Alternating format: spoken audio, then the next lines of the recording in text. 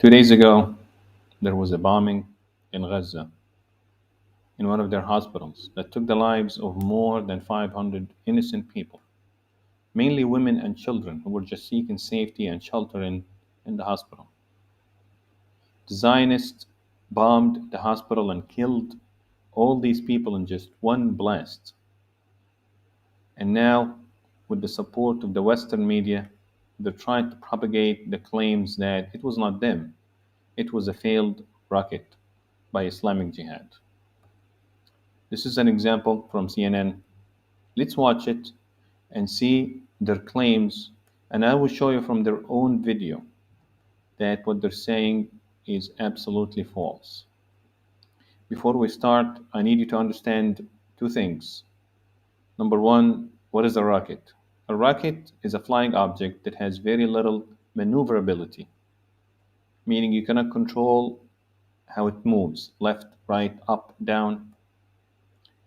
Rockets are typically used to launch objects into space, versus if you want to hit an object that is flying, then you would have to use a missile. And a missile is much faster. It has to be faster than the rocket, otherwise, it will not be able to intercept it. And obviously, it also has to be maneuverable.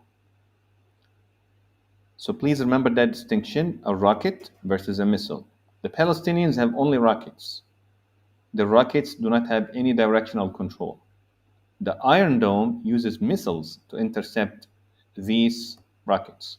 And the way they intercept them is that they use radar to locate the rocket and then feed that information to the missile that's tracking them, and the missile maneuvers around until it gets close enough to the rocket, and then it detonates. And once it detonates, it destroys the rocket with it. Let's go back to CNN and watch what they have to say. Don't about this blast. I want to bring in CNN military analyst, retired Lieutenant General Mark Hertling here. General, look, we have some video here, and I want you to just take a look at this. This is some footage that seems to show a rocket going up here. So the number one point is seems. Number two is it's a rocket. Let's put a fact that this is a rocket. Let's watch. And then something happens that's pretty catastrophic. When you see this, and then something happens that is very catastrophic. So now we laid out what we want to put in the minds of people as facts, and then we're going to get this general Mark to tell us his analysis, his technical analysis. What do you see? I see a flame out of a rocket. I see a flame out of a rocket. That's what he sees. And I can tell you that he's not telling the truth. He is a military person, and he can easily tell the difference between a flame out and an explosion.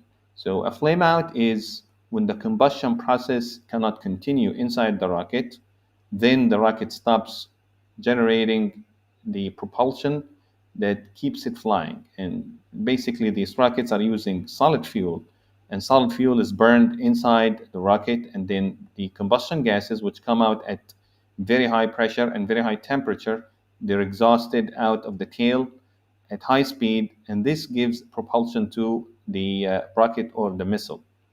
So a flame out happens, for example, when the pressure inside the rocket increases suddenly, basically preventing gases from leaving. So the combustion process inside the rocket stops, and therefore there's no more propulsion driving the rocket or the missile, and it falls to the ground in a free-falling manner. So, and we've been talking about this all day, and it's a result of what happened yesterday. But when you see that rocket going forward, this happens a lot with these kind of rockets that are supplied by Iran, Abi. Number one claim that this happens a lot, and number two claim it's supplied by Iran. I don't know where these rockets are from that Hamas has, but we have seen videos of them manufacturing these rockets. Besides that, the fact that he's trying to state that these rockets fail a lot is actually against his argument, because if it is true, then why haven't we seen other incidents like it? Why haven't we seen other buildings, hospitals, schools being burned by the over 4,000 rockets that Hamas and the other resistance groups have shot over to the Zionist state. It is a rocket motor that doesn't work. It gets a certain distance and then it just flames out. And a rocket has a trajectory of a brick once it doesn't have a force behind it, so it immediately drops. So you see it right This is a slow motion there. version of that video. This is a slow motion. Actually, it is not. We will run it at slow motion to actually see what is happening. Flame out. Yeah. So it loses And he calls it a flame out again. its rocket motor and then it just drops down. And then it just drops out. What exactly drops? What do you see that is dropping? If a rocket loses the propulsion of it, it's not just going to fall out just like that. It still has some momentum to move forward. It's not just going to drop.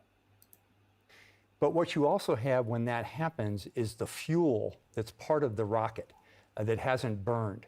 So when it... And this is another big lie, because what he's claiming actually is that the fuel is what caused the big explosion that killed 500 people. Let's listen. He's going to make it even worse for himself. Let's continue with him. It hits the ground, we'll see next. Here's the the explosion. video of an explosion from a viewpoint from the ground. Yeah. Now this isn't a very big piece of ordnance. It's a relatively small ordnance. So He again is trying to implant the idea in your mind that this is a small ordnance. It's not Zionist munition. It is not. It's Hamas. It's Islamic Jihad, small ones. A small munition will do this big of a blast a mile away and kill 500 people. Then why haven't they done that before when they've fallen over the Zionists? Or do they have superpowers to resist these small ordnance? the actual explosive isn't that big, but what is big is the fuel that it hasn't. And again, this is just a stupid argument. He's claiming that the explosive charge has less damage than the fuel. Of course, the rocket is going to carry more fuel than the explosive charge, but the detonation of the missile is intended to explode the explosive charge, not the fuel. If the fuel was more powerful, then why would anybody put an explosive charge? They will just fly the missile and keep some of the fuel away from the combustion so that it can explode and create this massive explosion once it hits the ground. Wasn't used. That caused a lot of cars in that parking lot to burn. We see the after effects of that. We see a very small crater. And here is another lie, the small crater. The small crater is easily explained because most of these bombs that the Zionists use are actually using what's called a proximity sensor, meaning there is a sensor that detects how far the missile or the bomb is away from the ground. And once it gets close enough, it detonates the bomb. And the reason they do that to maximize damage, to kill more people, because then the explosion will not be absorbed by the ground. Most of the explosion will be absorbed if the detonation doesn't happen until you hit the ground. So this is why they do this. And this is another lie, and he knows it. He knows it. It had been a crater. Let's actually take a look at what you're discussing here. Let's roll this back and watch it. But this time in slow motion.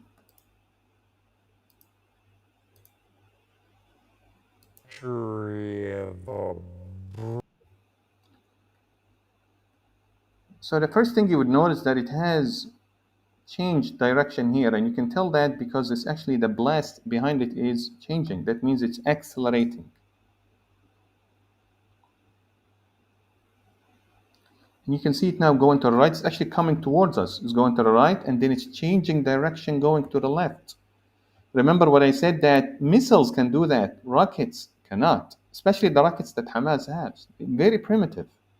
And here you can see the rocket changing direction, and you can see the diamond cone behind it. This is flying very fast. This is not Hamas rockets or Islamic Jihad. None of them fly this fast. And none of them definitely are capable of maneuvering. If they did, they would have penetrated the Iron Dome at a much higher rate.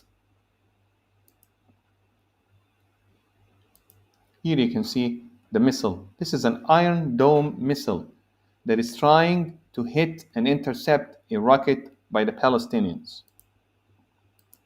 Here, look, again, it's going to loop around and come big circle. There is no way that the Palestinians have this. If they had it, the war would have been over a long time ago. Not to mention, if the fuel that they use can create this much destruction, definitely the war would have been over a long time ago. Look at it making this big loop maneuver, very sharp turn, huge turn. This is only done by a missile with controllable surfaces so that they can maneuver around. And now it's seeking its target that's coming up. And once it gets close enough to it, it's going to detonate so that it can blow up that object. Here, you see it's changing direction now, and it's almost going straight into the screen. And it's about to detonate right now next to the missile launched by the Palestinians, or the rocket, sorry, the rocket. And here you see the blast. Look at the size of the blast. Look at the size of the blast. Nothing after this blast will survive. If this blast happened, are you telling me that there is still any fuel inside that rocket that has not burned? And look at it, it's a big fireball, big fireball. Everything in that rocket and that missile, both of them, has been obliterated. Everything is burned. And this is why nothing is left. Look, here is the explosion. You can see the explosion. You can see all the flames. Nothing survived that. And if anything survived, it's still going to fall down and cause that much damage. Then all these rockets that the Iron Dome has intercepted should have also created similar damage. Why this particular one?